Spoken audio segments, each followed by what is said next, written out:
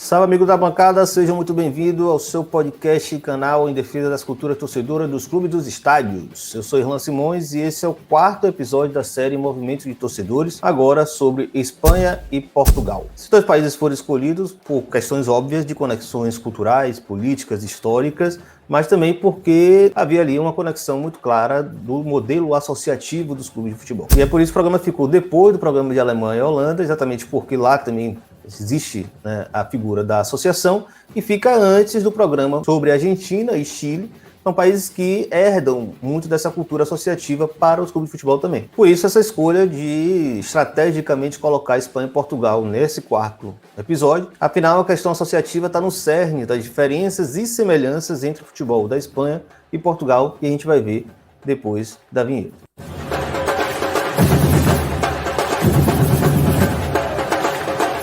Bom, aqui na bancada você sabe que a gente já produziu diversos programas sobre o futebol espanhol. Tem um programa sobre o Sevilha, um programa sobre o Valência e toda uma live sobre o processo de transformação dos clubes espanhóis em empresas. Quem sempre frisava naqueles conteúdos é que os clubes eles não viraram empresa por uma questão espontânea, por vontade própria. Os clubes tinham força muito grande nas suas associações. Existe um dado, por exemplo, da eleição do Atlético de Madrid, com mais de 20 mil sócios participando das eleições do clube. Exatamente a última eleição antes do clube virar Sociedade Anônima Deportiva, por força da lei. E essa cultura associativa, ela estava presente em basicamente todos esses clubes que a gente conhecia. Era algo muito forte no futebol espanhol, até que a lei da SAD vem, em 1992, transformar por completo o futebol espanhol a partir da transformação de seus clubes em empresas. Portugal, por sua vez, também transformou os clubes em empresas. Diferente da Espanha, ele não obrigou que os clubes fossem extintos. A associação do clube fosse extinta e tudo fosse destinado a uma sociedade anônima desportiva. Em Portugal, assim como a gente falou no caso da Alemanha, os clubes são constituídos como uma empresa onde o maior sócio é exatamente a associação originária desses clubes. Claro que o futebol português tem particularidade muito grande, a gente vai falar um pouco mais para frente, então vale a pena a gente começar pela Espanha e explicar direitinho como é que as coisas acontecem aí. Explica também os próprios movimentos de torcedores para além das arquibancadas.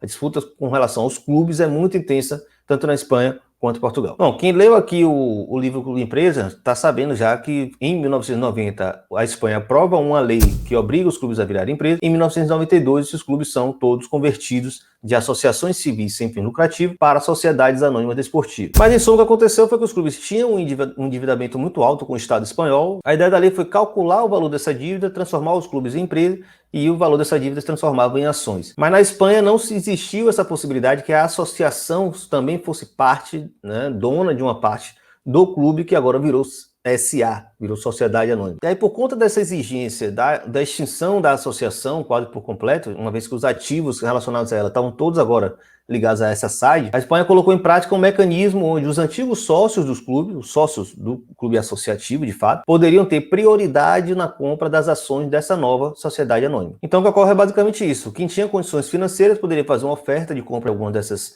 ações, se tornaria um pequeno acionista do clube agora como empresa. E se na primeira rodada dessa oferta pública de ações reservada para os sócios, essas ações não fossem todas compradas, você teria uma segunda rodada, onde as pessoas poderiam comprar mais um novo pacote, e uma terceira rodada, onde basicamente só os diretores daquele momento do clube poderiam ter acesso a comprar essas ações. Então o que aconteceu foi um efeito claro de concentração de ações na mão de sócios endinheirados. Então aqueles que já controlavam o clube anteriormente, enquanto era associação, pelo poder político, poder financeiro, agora passaram a ser os sócios majoritários dessas novas SAs. O que se constitui na Espanha é que os antigos sócios viraram pequenos acionistas e começaram a se organizar entre si, e ali eles tentam se organizar como um termo como acionistas de base. Acionista de base porque, segundo eles, não há um interesse financeiro em ser acionista do clube. Eles estão ali basicamente para preservar ou defender o legado do clube junto aos seus torcedores. São uma espécie de uma representação do torcedor comum, que hoje não pode mais ser sócio da associação, que não existe mais, e também não pode ser um acionista dessa SA. Então é muito comum encontrar associações de pequenos acionistas dos clubes espanhóis. São exatamente essas pessoas que conseguiram manter o controle dessas ações, né? Não vendem, não passam, não se desfazem dela, e estão ali exatamente pegando pesado com quem tem o poder maior na SA do clube. É óbvio que com o passar do tempo, muito dessas pessoas que tiveram acesso a essas ações acabaram vendendo. Afinal, é um ativo que pode servir a sua família, se ele se valoriza, você pode negociar, né? Então a associação deixou de ser voluntária, abnegada, para se tornar uma associação com fins mercadológicos, que foi o grande problema que tornou os clubes espanhóis, em grande medida, controlados por poucas famílias ou por empresas até estrangeiras. E aí é curioso, porque por mais que a associação tenha morrido, a cultura associativa não morreu. Nem os acionistas aceitaram se colocar numa mera relação de compra e venda de ações, de participação numa empresa que agora pode ter dividendos, apesar de nunca terem. Tampouco os torcedores do futebol espanhol aceitaram essa posição de mero cliente dessa empresa que vende o espetáculo esportivo. Então isso explica muito porque muitos clubes espanhóis convivem com protestos frequentes. Por mais que os clubes sejam empresas, assim como a gente viu no caso da Itália e França, a cultura associativa se manteve viva. E isso faz uma enorme diferença no próprio forma do torcedor espanhol lidar com o seu próprio clube. O que a gente percebe são 3 tipos de envolvimento de movimento de torcedores com os clubes de futebol na Espanha. Primeiro seriam esses pequenos acionistas, que em boa medida se organizam de forma crítica, que é reunir todas essas ações para ter um maior peso na Assembleia de Acionistas do clube, e aí vai entrar uma série de discussões como rejeitar contas, exigir a mudança de diretoria, impedir a venda de um estádio, isso é um ponto muito importante que a gente vai ver. Um segundo movimento interessante são as federações de penhas. Penhas são esses pequenos agrupamentos de torcedores, muito comuns na Espanha, e eles se organizam nessa federação, tanto na própria cidade quanto ao redor do mundo, dependendo da força que o clube tem. E essas federações, geralmente, ela tem um poder muito forte de mobilização dos torcedores, principalmente em momentos de mau desempenho esportivo, de movimentos suspeitos com relação às finanças dos clubes, e também o caso do estádio. E o terceiro tipo de movimento torcedor, evidentemente, são os próprios coletivos ultras, como acontece em toda a Europa. Então, na Espanha, eles estão mais próximos daquilo que acontece na Itália. São grupos muito politizados, muitas vezes não estão conectados ao clube e, em alguns casos, eles aparecem protestando contra a diretoria de momento. É comum que esses 3 tipos de agrupamentos se reúnam em uma única grande organização de torcedores dos clubes ou estejam juntos em momentos de protestos mais intensos. O caso do Sevilha, que é muito importante, muito significativo, você vai ver que está aqui na descrição, a mobilização foi impulsionada, criada pelos pequenos acionistas, mas contou com a mobilização e o apoio muito forte da Biris Norte, que é o coletivo ultra no estádio Nervión. E a Federação de Penhas também vem a engrossar o coro. Naquele momento era um caso muito específico contra a venda do clube para um investidor estrangeiro, e a suspeita desses torcedores do Sevilha era de que o estádio Nervión seria vendido, porque se trata de um terreno muito valorizado e é algo que tem sido muito comum no futebol espanhol. Os clubes são comprados, e o principal patrimônio, né, o estádio, o patrimônio histórico, o patrimônio cultural de uma cidade, porque é comum na Espanha que os estádios estejam localizados em regiões nobres da cidade, ou regiões muito valorizadas, como um centro comercial. Isso que aconteceu com o Espanhol de Barcelona, aconteceu com o Atlético de Madrid, enfim, tem muitos casos para contar. E aí também tem o caso do Valência, que é um clube que os pequenos acionistas, em grande medida, perderam essa participação acionária no clube. Muitos venderam essas ações em momentos anteriores. Os atuais pequenos acionistas não são muito mobilizados, não têm grande respaldo junto à torcida, diferente do caso do Sevilha. E as grandes mobilizações atualmente contra a Peter Lim, todo mundo que acompanha na bancada sabe, é exatamente a Federação de Penhas, né, as penhas reunidas, que conseguem dar esse fôlego maior. E aí entra aquela questão, como o coletivo ultra do Valência, o IOMOS, ele é muito à extrema-direita, nível nazi-fascista mesmo, então não há um grande diálogo entre a Federação de Penhas e o coletivo ultra, diferente como era o caso do Sevilha, onde a torcida é mais à esquerda e mais adepta aos movimentos torcedores. Inclusive, o que o nosso convidado no podcast sobre Valência fala é exatamente que a IOMOS ela apela para um linguajar racista para atacar o presidente do clube, Peter Lim. O presidente do Valência, ele é de Singapura, mas tem conexões com a China, e aí, enfim, fica muito fácil para esses fachos atacar. Mas apesar da questão do Valência, o fato é que sim, esses movimentos pequenos de acionistas merecem muito a nossa atenção. Eles há algum tempo são organizados na Federação de Acionistas e Sócios do Futebol Espanhol, que reúne exatamente esses antigos sócios, atuais acionistas e alguns que já não estão vinculados formalmente ao clube. Com isso, eles conseguem compor uma rede muito interessante desses movimentos, desses agrupamentos, a ponto até de ter força para tentar emplacar um projeto de revisão da lei da SAD para que os clubes possam voltar a ser associações. Obviamente isso é muito complicado, imagino que politicamente seja quase inviável, mas sim, é uma representação interessante de como os clubes espanhóis não queriam virar empresa, os torcedores querem deixar de ser empresa. Fica aí o destaque. No caso da Federação de Penhas, ocupa um pouco um espaço parecido com aqueles suporta-clubes que a gente falou nos outros casos, na Holanda, na Inglaterra e etc. Cada clube tem a sua federação e aí sim é uma espécie de uma organização comum, de torcedores comuns que tem uma presença no debate político do futebol espanhol. Já os coletivos ultra, diferentes do que a gente viu nos outros países, não tem uma organicidade tão grande a nível nacional. E é curioso porque na Espanha, de fato, a gente não tem grandes relatos de combate ou a violência policial, como são nos outros países, ou ou combate à elitização dos estádios e etc e tal. Curiosamente, o que mais se tem de relevante é exatamente a expulsão de determinados coletivos pelo fato de serem coletivos de extrema direita. E isso se dá exatamente nos dois maiores clubes do país, o Barcelona e o Real Madrid, que não foram transformados em empresa, diferente de quase todo o resto. Inclusive é bom resgatar uma questão. Lá na lei da SAD, na Espanha, em 1990, foi quando ela foi, de fato, efetivada. Ela já se arrasta alguns anos antes disso, e é exatamente para que os clubes se readequassem e comprovassem que não tinham problema financeiro. Só 4 clubes escaparam da obrigação de virar empresa na lei da SAD: Barcelona, Real Madrid, Atlético de Bilbao e Osasuna. Foram os únicos que conseguiram essa colher de chá. O resto realmente teve que se transformar em empresa. E a grande coisa que pega, porque o estádio do clube foi transformado em ativo dessa sociedade anônima, nesse processo de conversão, só que ele não tinha sido levado em conta na hora de calcular que o clube tinha, sim, condições de arcar com suas dívidas. E é uma das grandes broncas que a gente tem no futebol espanhol. Os clubes estavam perdendo seus estádios originais ou seus terrenos originais exatamente porque eles são muito valiosos, mas não eram considerados valiosos na hora de pensar se os clubes poderiam cobrir e pagar suas dívidas. E aí, como aconteceu isso na Espanha, e no começo deu um certo rebuliço de que poderia dar certo, poderia trazer maior eficiência na gestão dos clubes, melhor qualidade, enfim, Portugal, que está ali do lado, foi lá e assumiu a bronca. Sim, vamos fazer igual, vamos tentar copiar o que o nosso vizinho fez. A grande questão do futebol de Portugal, todo mundo sabe, está muito concentrado nos 3 maiores clubes, né? Benfica, Porto e Sport. Bom, isso quer dizer que esses clubes também têm poder político, né, capacidade de mover as montanhas ali em termos legislativos. Então, em 1996, que Portugal cria uma lei onde obriga os clubes a criarem uma empresa. Preste atenção, não necessariamente virarem empresa. Eles teriam que criar uma empresa, uma sociedade anônima desportiva, onde a associação original poderia ser a sócia majoritária dessa sociedade anônima. Então, por mais que não pareça tão diferente com a Espanha, isso quer dizer muita coisa, porque a associação continuou existindo. Ela não foi extirpada, não foi extinta, não foi fechada, como aconteceu na Espanha. Aí o que ocorre é exatamente isso. Os clubes grandes, os principais, que tinham um grande poder financeiro, né, e grande quadro social, eles se mantiveram como associação e mantiveram o poder, o controle majoritário nas sociedades anônimas até os tempos atuais. Isso acontece tanto em Porto, quanto em Benfica, quanto em Sport. Os médios, ou os clubes secundários do país, né, que até têm um quadro social, acharam que a possibilidade de virar SA seria exatamente o ponto de mudança, uma virada de chave para ter algum tipo de logro esportivo no futebol português. Então você vai ter um SA no Vitória de Guimarães, vai ter no Boa Vista, e você vai ter o caso no Belenenses. O caso do Belenenses ele é muito interessante porque mostra como a existência, né, a preservação da associação,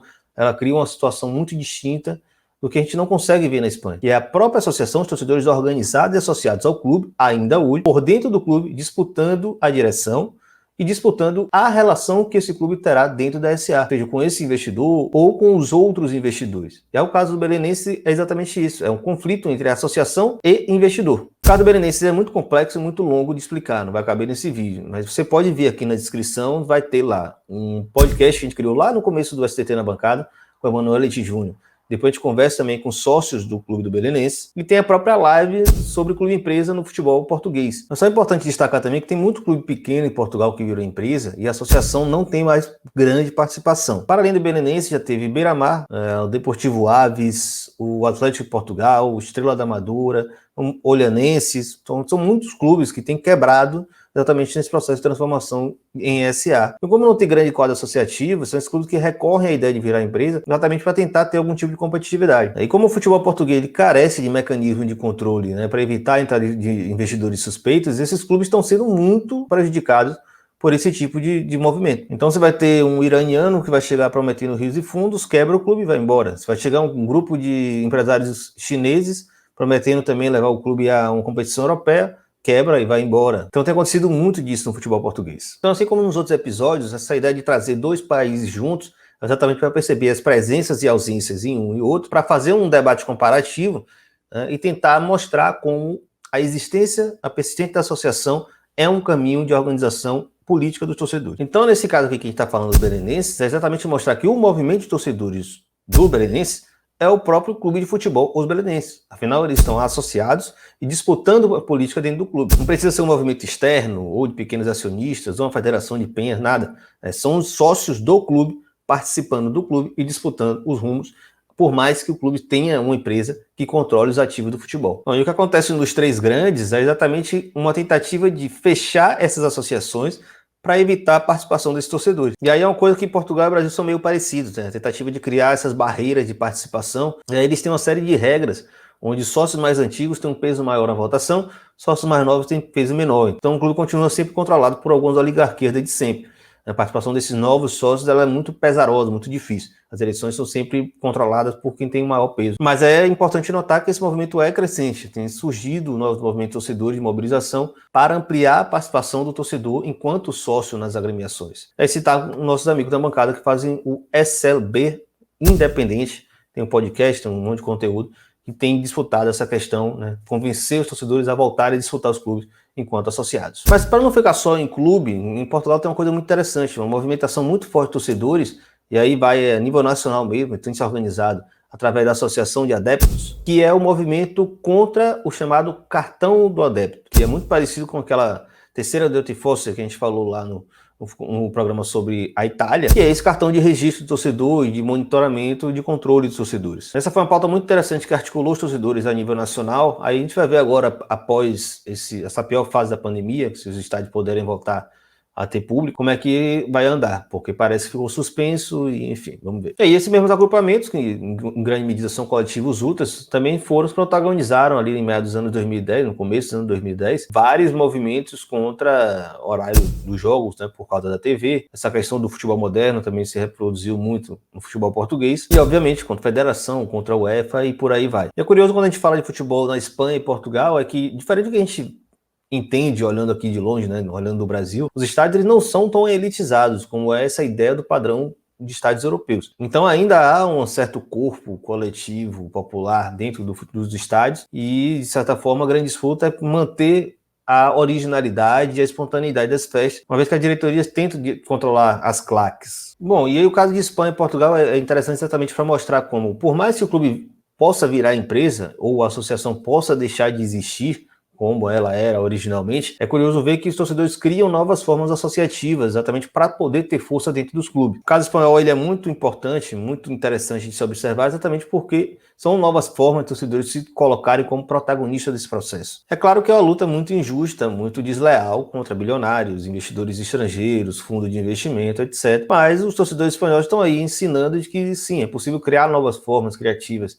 de associação e manter essa participação do torcedor nos rumos dos seus clubes. O próprio Sevilha, que se conta, é que lá atrás, ainda em 97, os pequenos acionistas obrigaram a se puxar uma Assembleia Geral de Acionistas para ampliar o capital e só permitir que os antigos sócios pudessem comprar novas ações. A ideia era exatamente ampliar ou reforçar ou trazer de volta o poder de participação dos torcedores e garantir que o controle do clube não saísse da mão dos sevilhistas. Esse é o termo que eles usam lá, exatamente para falar desse sentimento de ser torcedor do Sevilha. E que essa participação acionária teria que ser desinteressada, exatamente no sentido de não ter interesses financeiros com isso, não querer lucrar com o clube, mas assim preservar e proteger o clube, mesmo que essa relação seja muito complexa e seja muito difícil de lidar, né? Afinal, é um ativo que sua família tem em mãos e você está preservando como algo abnegado, né, para um clube que é, sim, uma empresa. E vale destacar, o Sevilha até hoje é um clube que não tem investidores estrangeiros, continua sendo um clube espanhol, por mais que seja um clube que tenha grandes resultados esportivos, seja um clube que tenha uma estabilidade financeira e tem uma certa estabilidade política também. Então há saída sim. No caso do Valência virou uma grande crise, um grande desastre, mas o Sevilha mostra que o caminho foi muito bem feito dessa ideia de recriar as associações de torcedores, a relação não ser meramente mercadológica de acionista, de clube ou de consumidor do produto espetáculo. Bom, nessa a gente fica por aqui, eu acho que ficou claro aí essa relação associação-empresa e como isso determina também o movimento de torcedor que a gente vai ter em cada país. Se você gostou do conteúdo que você está vendo atrasado ou você não viu os conteúdos anteriores, volta aí para assistir, porque tem muita coisa que ajuda a entender o que a gente está falando aqui. Se você veio do futuro, você já pode ver os próximos conteúdos, já estão disponíveis também. Se você está vendo esse vídeo no momento que ele foi lançado, você pode ficar tranquilo que vem atualização em breve. Se você está muito interessado em ver, sugestão de sempre. Manda um WhatsApp para 21 98080 9683, pede para ser adicionado da linha de transmissão e aí você vai receber todo esse conteúdo na hora, assim que ele for publicado, vai receber no seu celular. Ou você pode simplesmente seguir nossas redes sociais, o @nabancada_, no Twitter, no Instagram, tudo bonitinho. E a gente se encontra. Bom, vou ficando por aqui, a gente se vê no próximo episódio. Você, por favor, deixa uma curtida, se inscreve no canal, ativa o sininho, etc e tal, essas coisas por aí. Tchau, tchau.